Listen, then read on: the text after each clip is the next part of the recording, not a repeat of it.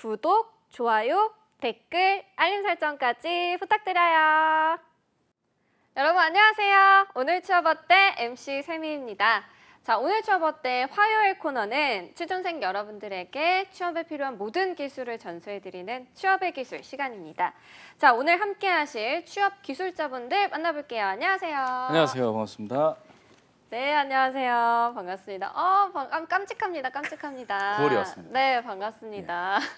자, 오늘 취업의 기술에서는 어떤 주제로 이야기 나눠볼지 확인해 보도록 할게요. 열려라 취재판. LG화학과 현대자동차의 자소서를 탐구해 보아요. 네, 취업 맛집입니다. 오늘 취업 어때? 화요일 코너 취업의 기술. 자, 오늘은 저희가 월요일 날 스트리트 취업 파이터 시간에 또 소개를 했던 기업입니다. LG화학과 현대자동차의 자소서 작성법을 좀 알아보도록 하겠습니다. 자, 일단은 LG화학의 자소서 특징에 대해 좀 알아보려고 하는데요. 어떤 특징이 있을까요?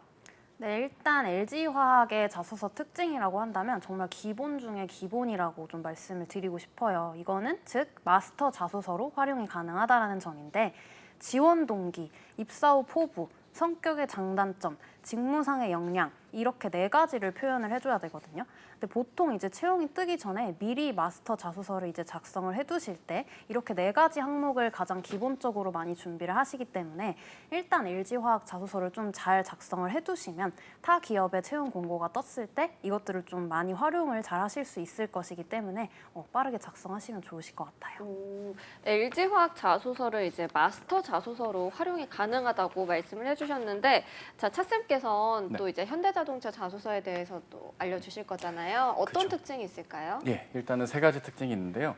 앞서 수연쌤께서 말씀하신 것처럼 마스터 자소서가 뭐 대부분 기업에 적용이 된다 하겠지만 이 회사 한정 일부 그런 문항이 또 적용되긴 어렵습니다.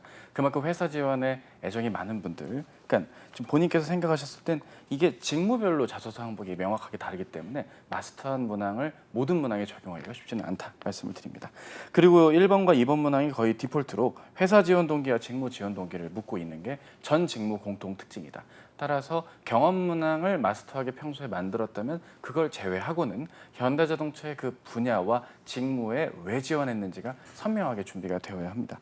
그리고 경험 문항을 작성하는 경우에는 일방적으로 나열하는 걸 원치 않고요. 문항에서 요구하는 조건에 맞게 구성을 지어주는 것도 중요합니다. 실제 작성을 하려다 보면 경험을 나열하다가 내가 지금 뭘 적고 있었지 하는 생각이 들 수도 있거든요.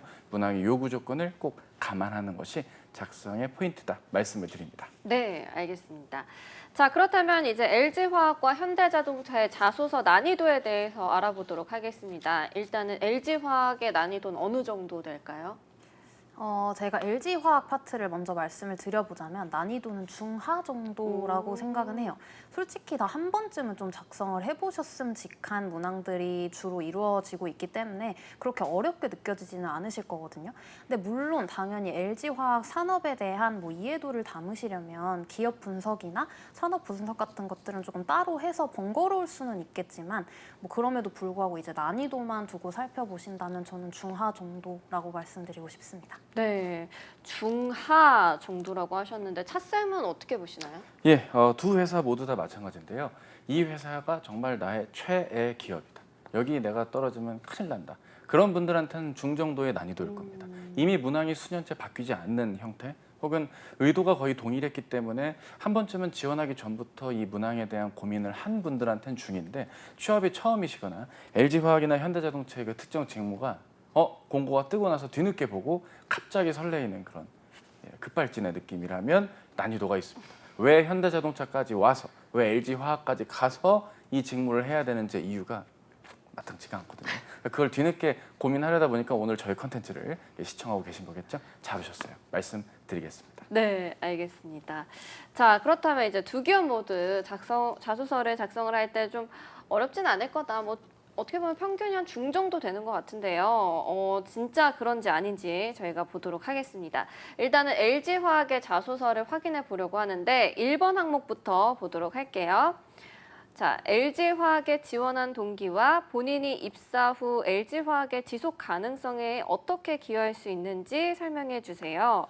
LG화학의 지속 가능한 미래를 위해 어떠한 노력이 필요한지와 본인의 지원 동기를 접목시켜 작성해 주세요. 자, 천자를 작성한 항목입니다. 지원 동기에 대해서는 알겠는데 이제 지속 가능한 미래를 위한 노력을 지원 동기랑 어떻게 접목을 시킬지가 관건인 것 같습니다. 이거 어떻게 작성하면 좋을까요, 수연쌤? 네, 일단 이 항목 같은 경우에는 회사 지원 동기와 입사 후 포부를 함께 작성을 해주셔야 하는 문항인데요. 근데 여기서 이제 중요한 포인트는 아래 슬래시 표기가 되어 있는 부분이라고 생각을 해요. 그래서 LG화학이 지속 가능한 미래를 위해 그리고 지원 동기 접목 이 파트인데요.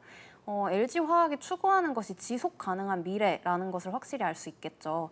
그래서 이게 비전이랑 미션과 좀 같이 연결이 되는 항목인데 그래서 이 지원 동기를 이와 접목시켜서 작성하라는 거는 뭘 의미하냐. 결국에는 답을 정해줬다라는 의미거든요. 지속 가능한 미래를 이 회사와 어떤 방식으로 이뤄나가고 싶어서 지원을 한 건지를 써주라는 의미입니다. 오히려 아무것도 없이 그냥 지원 동기를 작성해 주세요보다 좀 더 니치하기 때문에 좀 쉬울 수 있어요. 그래서 여러분들이 어렵게 생각하지 말고 오히려 좀 LG화학이 이 부분을 좁게 나한테 좀 선택지를 줬구나라고 생각을 하시면 될 것 같습니다. 그럼 어떻게 보면 조금은 쉬운 항목 중 하나라고 보면 될 것 같은데 보니까 기업의 비전과 미션을 이 자소서에 꼭 녹여내야 될까요? 저는 녹여내라고 추천을 좀 드리고 싶어요. 물론 좀 컨설턴트 분들마다 살짝씩 그 컨설팅 해드리는 부분은 다를 수 있겠지만 저는 간접적으로라도 좀 녹여내라고 꼭 말씀을 드리거든요. 미션과 비전 같은 경우에 좀 홈페이지마다 항상 게시가 되어 있는데 이런 것들을 게시해주는 분명한 이유가 있을 거 아니에요?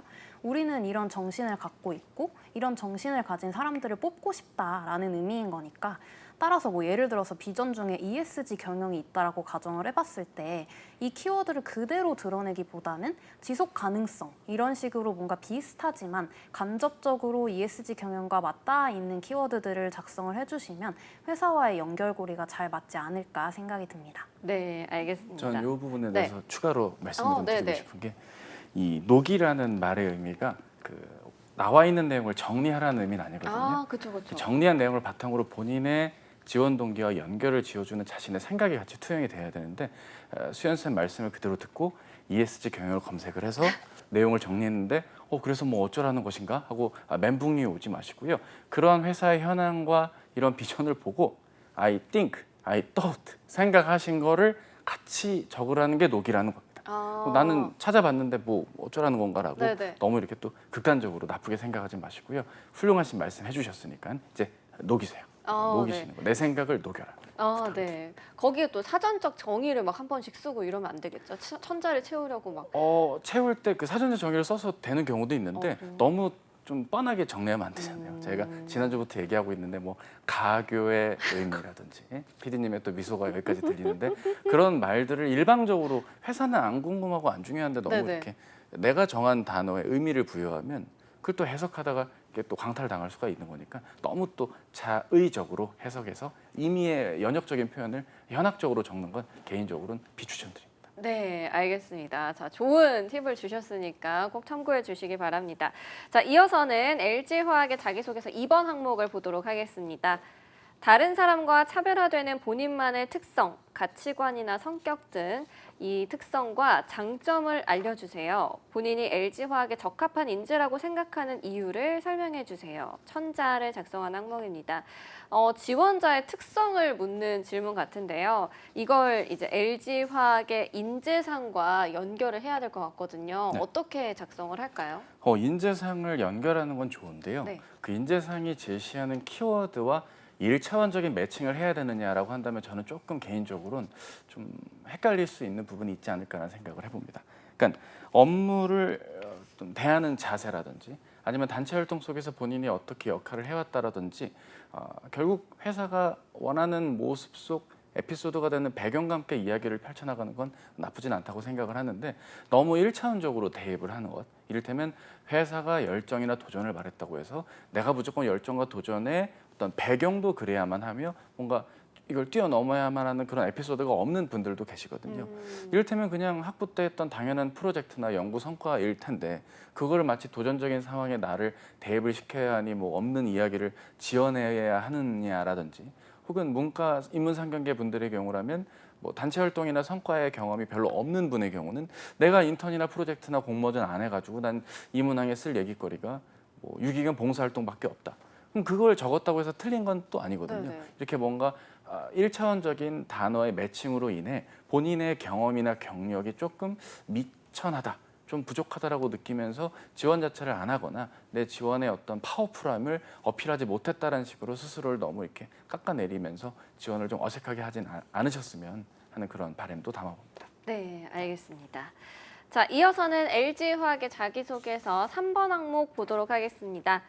지원하신 직무를 수행하기 위해 가장 중요한 역량은 무엇이고 이를 위해 어떤 노력을 해왔는지 구체적인 사례를 들어 설명해 주세요. 전공 수업, 공모전, 아르바이트, 인턴 등 실제로 경험한 사례를 바탕으로 작성해 주세요. 천자네요, 이것도. 자, 직무 역량을 묻는 질문입니다. 이건 어떻게 작성하면 좋을까요?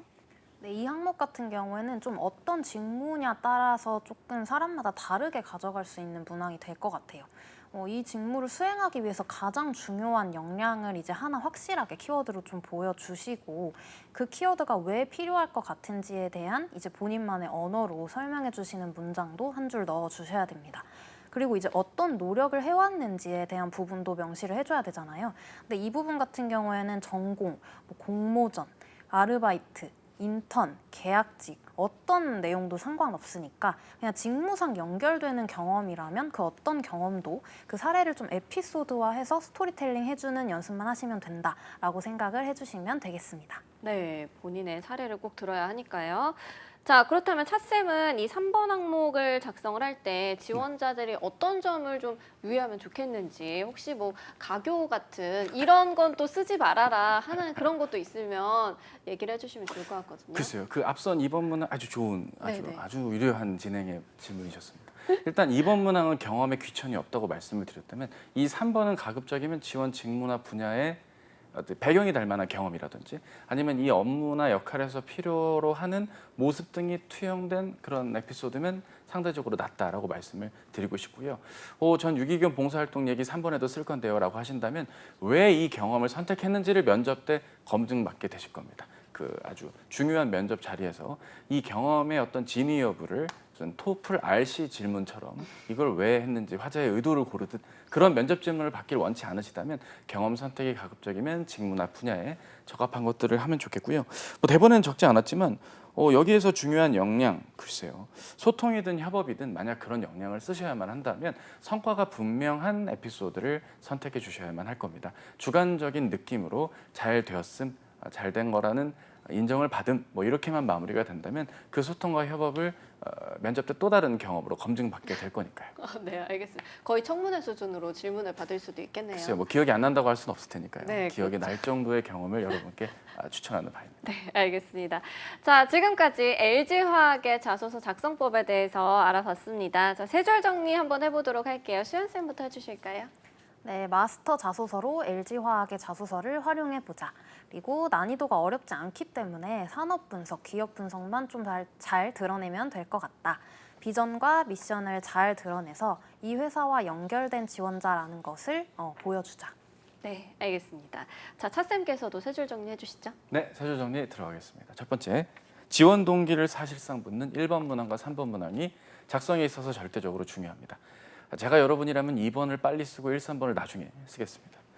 두 번째, 자소서에 어떤 배경이 되는 경험을 적는 것보단 경험이 무엇이 됐든 가급적 강점을 뭘로 할지부터 정한 다음에 경험을 정해주는 건 좋습니다. 다만 3번 문항은 그래도 분야와 직무에 맞는 쪽으로 한번 생각을 해보시고요. 세 번째, 자기소개서의 구성 측면은 지원자 하기 나름이다라고 말씀을 드리고 싶습니다.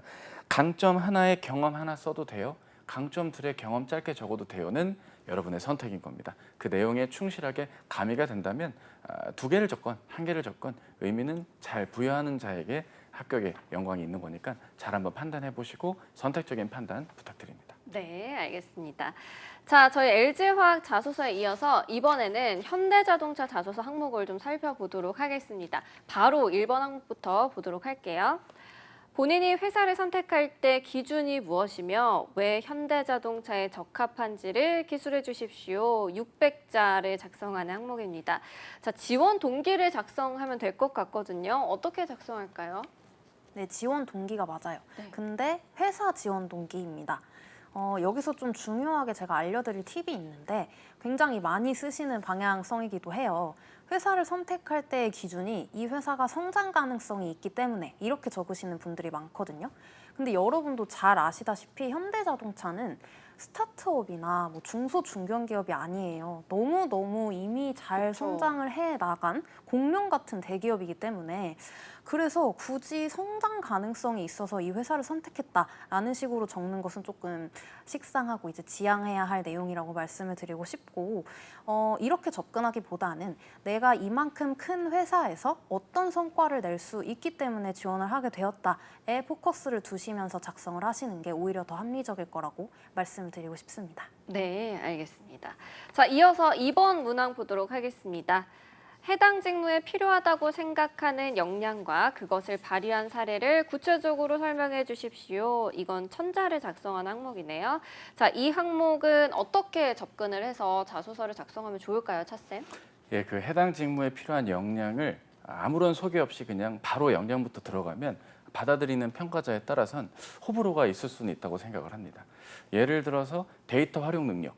이 단어만 들으면 대부분 정말 필수이기 때문에 군더더기의 설명 없이 바로 관련 에피소드나 관련된 노력과 교육 사항들을 기재해 주시면 문제는 없는데 섬세함? 만약에 이런 역량을 적으면 그게 왜 중요한지에 대한 업무 내용이라든지 충분한 설명을 담아야만 네. 이게 필요하겠구나라는 걸 인지하면서 해당 문항을 평가하게 된다는 거죠. 따라서 지원하시려는 직무와 관련된 내용이나 업무 사항들, 수행해야만 하는 역할을 분명히 기재한 다음에 관련 역량을 적어야 내가 적으려는 말에 힘이 실리면서 관련 이야기의 스토리텔링이 자연스럽게 들어오게 됩니다. 잘 공감하지 않은 상태에서 경험부터 드립다. 내 경험에 글자 수가 부족해요 라는 이유로 바로 경험부터 들어가는 게 과연 최선일지를 여러분이 작성하실 때 한번 생각을 해보시고요. 어쨌든 그렇게 필요한 역량의 어떤 근거, 왜 이런 역량과 강점이 필요한지를 깔아준 후에 관련 내용을 후술해 주시는 것이 일정 부분 필요하겠습니다. 단순히 관련 활동과 경력들을 나열하는 게 아니라 이게 누적적으로 다져져 왔음을 어필해 볼 수도 있고요. 특정한 에피소드 속 성과가 나오기까지 해당 강점의 역량이 잘 발휘되었던 어떤 배경보다는 과정과 결론 위주로 이야기를 해주시는 게 무엇보다 중요하겠습니다. 네. 그럼 과정과 결론을 작성하면서 또 유의할 점이 있을까요? 자, 이쯤 되면 한번 같이 외쳐도 될 만한 네네. 그런 단어들이 있겠죠. 브릿지, 가교도 일단 해당이 될 텐데요. 웃기려고 하는 게 아닌데 우리 다 미소를 짓고 있지 않습니까? 결국 누군가에겐 다 흔한 단어이지만 누군가에게 흔치 않은 그 단어.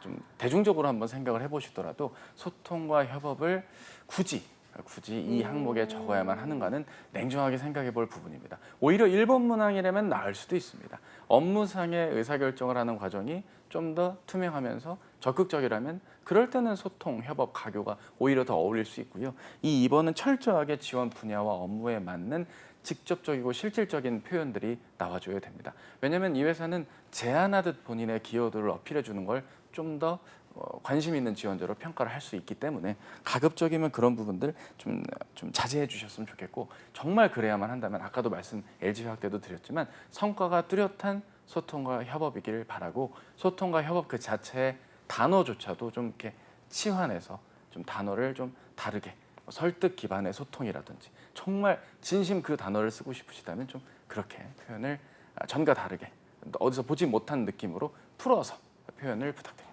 네, 표현이라도 바꿔야 된다라는 얘기신 것 같고요. 자, 이런 직무 역량을 작성할 때 또 자료를 참고하면 좋을 것 같거든요. 어떤 자료를 참고하면 좋을까요? 일단 저 같은 경우에는 두 가지로 좀 분류를 해서 말씀을 드리고 싶은데 먼저 홈페이지를 좀 참고해 보시면 좋을 것 같아요. 홈페이지 같은 경우에 잡 디스크립션이 나와 있거든요. 그래서 기업별로 같은 직무더라도 조금씩 그 직무에 대한 역량 혹은 직무에 대한 설명이 좀 다르게 나와요. 그래서 그것들을 보고 우리 회사에서 내가 지원하고자 하는 이 회사에서는 이 직무를 어떻게 표현하고 있는지에 대한 부분을 숙지를 하시는 게 중요하고, 그리고 두 번째로는 유튜브나 인스타그램과 같은 SNS에서도 최근에는 현직자, 전직자 분들이 직무에 대한 얘기를 굉장히 많이 풀어주는 그런 시스템들이 많거든요. 그래서 그런 것들도 좀 살펴보시고 실제 현직자들은 어떤 직무 역량을 강조하고 있는지에 대한 부분도 조금 고려를 해보신다면 좀 내가 혼자 생각하는 것보다는 더 나은 자소서, 조금 더 짜임이 있는 자소서 이런 것들을 작성하실 수 있을 것 같습니다. 오프라인으로 지금 채용 설명회를 열고 있거든요. 근데 이게 추첨을 통해서 되는 걸로 저는 알고 있어요. 따라서 그런 부분들이 내가 뭔가 선택받았고 한정된 제한된 정보를 현직자가 말해준 걸 뭐 이런 거겠죠. 현직자와의 이제 대화가 있거든요. 네네. 그 소수의 분들이 이제 모이는 네. 자리에서 이 직무에 뭐 어떤 역량이 중요한가요?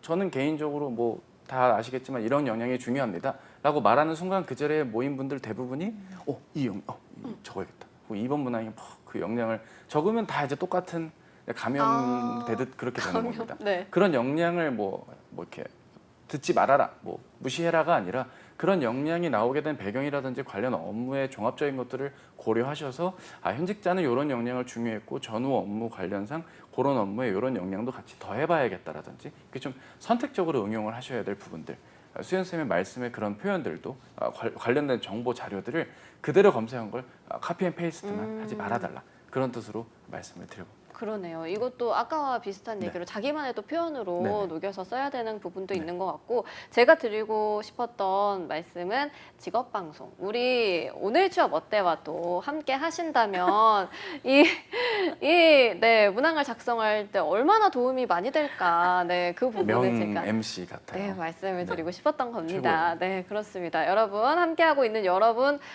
정말 복 받으신 겁니다. 자, 다음 또 문항 보도록 할게요. 이어서 현대자동차 상품 전략 직무의 자소서 3번 항목입니다. 가장 도전적으로 성취했던 일과 그 과정에서 어려움을 극복했던 사례를 구체적으로 설명해 주십시오. 천자를 작성해야 합니다. 자, 가장 도전적으로 성취했던 일에서 많은 지원자분들이 내가 뭘 성취를 했고 내가 뭘 도전을 했지 이렇게 고민을 할 것 같거든요. 어떤 경험이나 소재가 좋을까요? 일단 말씀 주셨던 대로 가장 도전적으로 성취했던 일이라고 딱 적혀져 있잖아요. 그러면 내가 뭘 도전적으로 했더라? 그렇게 했지? 네. 뭘 얼마나 내가 거창하게 도전을 했었지? 이렇게 고민을 하시느라 자소서를 못 쓰시는 분들이 되게 많거든요. 네. 근데 사실 이 도전적이라는 기준 자체는 너무 사람마다 다른 상대적인 개념인 거거든요. 그래서 어떤 내용을 쓰셔도 너무너무 마이너한 내용만 아니라면 뭐 예를 들어서 제가 취업을 하려고 아르바이트를 처음 시작해봤습니다. 뭐 이런 어허. 마이너한 내용만 아니라면 내가 어떤 도전을 했든 간에 그거는 상관없어요.